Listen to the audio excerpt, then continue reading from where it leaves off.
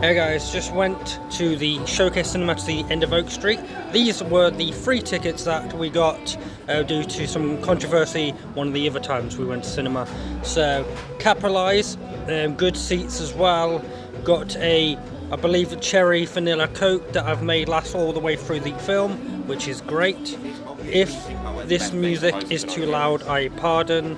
I'll just put subtitles on or something so you can try and read that. But at first, I didn't think much of the film. I think it was a very slow build.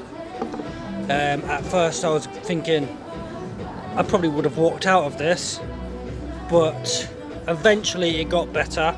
It starred Anne Hathaway, my favourite Catwoman, and Hugh McGregor, who was best known to a lot of Star Wars fans as Obi-Wan Kenobi, and some other people as well. So basically, long story short, they went through this sort of a portal which brought them back to the old ages with dinosaurs and stuff like that. And at first this family was at ruins. The male husband didn't really want to be there. He was having whiskey.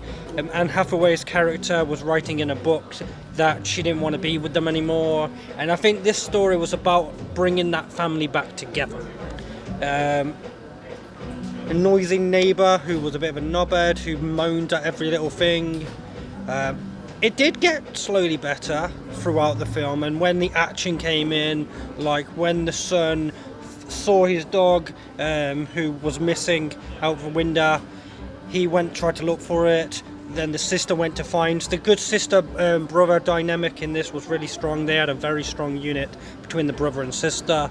I thought that was really good. The family keep getting separated throughout the film. They're dealing with so many different aspects of different dinosaurs, different beings. Seeing the noisy neighbour get chewed to pieces on his roof was pretty funny.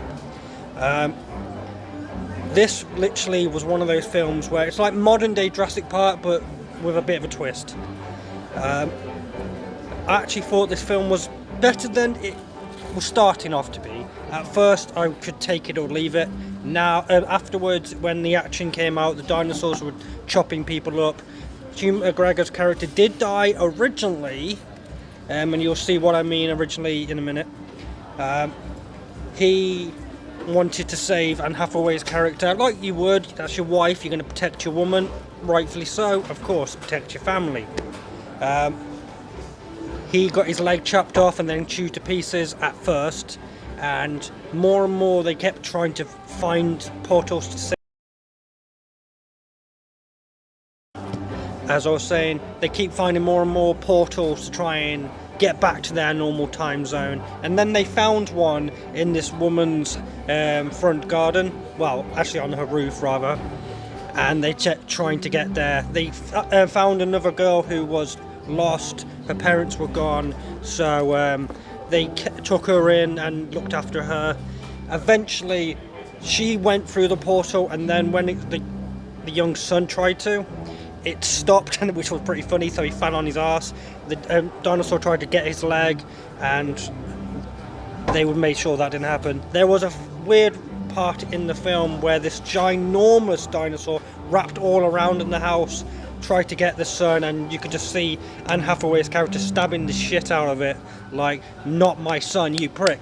And she had that you are not touching my family dynamic. She was a really badass woman throughout this movie. I actually think that she's still really hot, but I honestly think she gave that mentality, like, you're not touching my kids, you're not touching my family, you're leaving us the fuck alone. She wanted to be real and genuine with them and not give them false hope like the dad tried to do earlier in the film. But eventually they did all escape, and it sort of like reversed it. So when they went back through the portal, it went back to the day of the events. But now, as they went back to that event, that means that her husband is still alive, and now they are aware of the situation, they're aware of the circumstances, and they're aware of what to do. So that term events, everyone stayed alive. So it was one of them, like, this is what could have happened, but because you learned and adapted, this is what did happen. So I think that was really special. At first, if I was just judging it from the first half of the movie, it probably would have been a 2 out of 10. But afterwards, it became a 4.5, almost 5 after everything happened. So that was good. So End of Oak Street, in cinemas near you, Odeon Showcase. I think it finishes this week, so if you're going to see it, go and see it soon. But yeah, that's my review and of End of Oak Street. Peace.